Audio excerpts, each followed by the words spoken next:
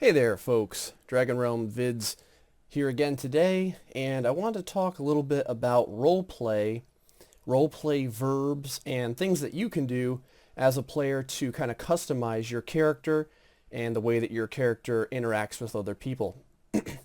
Earlier today I had an interesting roleplay interaction with another empath, and it was a good time, and I noticed that she utilized a lot of different verbs and customizations that you can do to your character, and it really made the interaction that much more fulfilling. It was that much more compelling to watch, just because it gave me, the extra sense of interaction that I was dealing with a character of a certain type. So I wanted to talk about a couple of those things today. Now, a lot of these things that you can do to customize your character doesn't cost anything.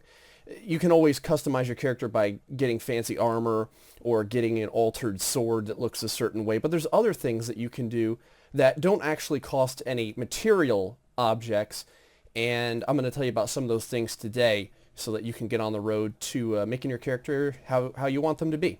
So one of the things that you can do is, you'll notice if we look at myself over here, which of course you can do with the L and then your first couple letters of your name command, you can see here that it says my hair is short and thick and it's worn loose. Well, you can actually change your hairstyle, and if other people allow you to, you can actually change other people's hairstyles too. And the way that you do that is with the arrange hair verb. So arrange hair. If you do that, it'll tell you about all these different things that you can do to your hair to kind of like give you a very specific look. So out of these, we can pick one here. I'm going to pick slicked back away from my face. That's nice. I guess as an empath I would be sweating a bunch since I'm expelling poison and diseases from my system. I seem to have that happen a lot when I cast those spells. So let's arrange hair, let's see here, 5. Alright, so you fiddle with your hair until it's slicked back. So now if we look at myself, you can see here that the thing that has changed is my dark hair is now short and thick and is worn slick backed away from my face. Now there's many other ones besides these. If your hair is long enough and it gets braided, or different things happen with brushes and combs. So there's a lot of other hairstyles that you'll see people have. You'll see people have mohawks, and you'll see people have like beaded braids and all kinds of things. All those are possible too, as long as you have the correct style of hair in order to do that with. So that's just one thing that you can do. Now another thing that you can do is utilize the say command. If you type in the word say, you'll get a bunch of usage information on how it works and things that you can do to change the way you say stuff. So if you look here, it says say, right here, say person message. So if there was a person here named Robert, it would be say Rob, hey there, and that message would be directed toward him.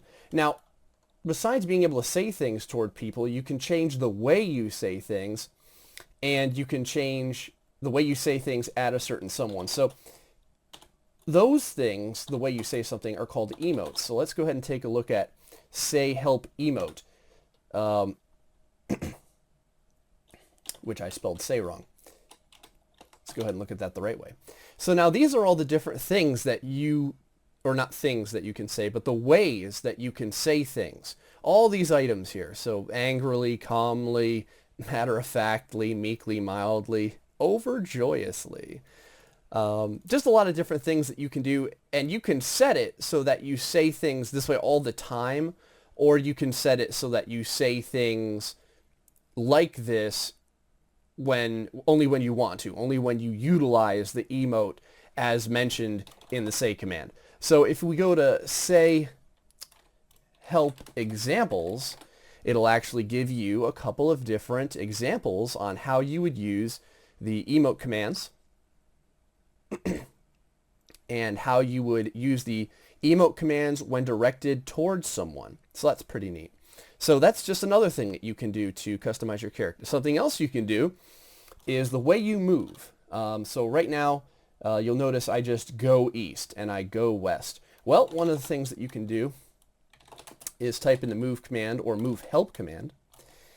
And this will tell you that you can type in move list for a list of ways that you can move, and then you can move set a particular verb. So let's go ahead and move list to see these here. And as you can see, there's all kinds of these as well. We'll just pick one real quick. I'll pick, I don't know. I'll pick trudge. How about that? So move set trudge. I'm not really an unhappy guy, but we'll just say for right now I'm kind of downtrodden. So now when I move, you'll notice it says instead of you go east, you trudge east. So that can kind of give people a little bit of a look into how your character might be feeling at any given time. Obviously, as long as you use these correctly. If I trudged all the time, people would just think that, I don't know, maybe I'm just a depressed guy. So the other thing that you can do is utilize the verbs that DragonRealms has to their fullest extent. I cannot do this because there are so many. And when I say there are so many, there are really so many. If we type in verb list, and you can type any letter to see a particular set of verbs. So let's do verb list A. So you can see that all these different things are potential verbs that you can use to interact with people. Now, not all of these are like classic verbs where, you know, you smile or something. Some of these are just verbs where you can get information about someone or something. So, you know, some of these, like applaud, I mean, I could type in applaud and that'll work. But if I type in, I don't know, approve, well, actually approve might actually be one of them as well. Nope. Something like approve, obviously it didn't work in that way. It didn't work like applaud would. So that's just another way for you to kind of see all the different verbs at your disposal. I mean, we can type in any other letter here. How about T? And this tells you about, you know, tickling, for tickling people, and teasing. There's trudging. So just another way for you to kind of learn about all these different verbs and find ones that interact appropriately with your character. And a lot of these verbs you can use in different ways. Like you can sometimes, you know, I don't know, tickle another person and tickle yourself, or I remember one is like pinch is kind of weird. Like if you type in pinch, I think you crack your knuckles, right? Whereas if you pinch someone else, you know, you give them a firm pinch and all that.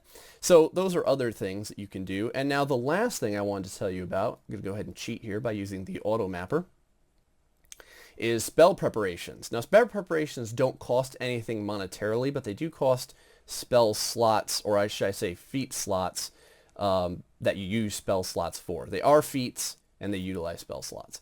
So let's go ahead in here into the academy, and we'll go ahead and find a guy whose name starts with OZ. His name is Oz something or other, and I know he hangs around here. There he is. Now, when we see him here, this is actually a good instance where I can show you guys about that study verb that I told you about before, how to learn how to interact with NPCs and such. So if we study Oz, it'll actually tell us about all the things that we can do to get information from him.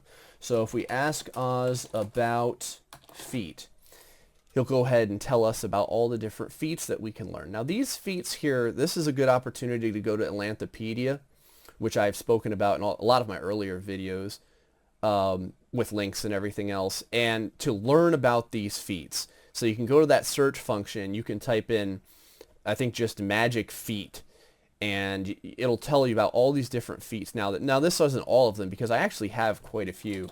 I think if I go to spell, I have a certain amount here. And all these different feats aren't just for aesthetic purposes. They will actually make you a stronger combatant or a stronger caster as well. But the feat that we're talking about today is actually going to be the alternate preparation feat, which will lead you to different spell preparations, including silent spell preparations and illusionary spell preparations and everything else. So that's just a different way to get a different type of spell preparation for yourself as well. I don't need one right now, so I'm not going to go ahead and really do, well, why not? You know what? Let's do it. Let's go ahead and study Oz, and I'll go ahead and learn some feats for you so you can see how that goes. So ask Oz about learning alternate preparation. Okay, so He appears ready to instruct you. Confirm it within the next 15 seconds. Let's do that. All right. So we now have alternate spell preparations. So now if we ask Oz about feats again, you'll notice that there is a slightly different set of feats that we can learn. There is illusionary preparation, which allows people to learn different spell preparations, assuming they have the right credentials to learn them. And that's something that's just another thing that you can do to kind of specify the way that your character does things and the way that your character interacts in the world. Just kind of make you a little bit specific and different from other people. So I just wanted to give you guys a chance to see that. If you want to see the different illusionary preparations and alternate preparations, also a good chance to go to Lanthropedia and check them out there. So I hope that you guys found this informative, and check back for additional videos, and I'll see you guys then.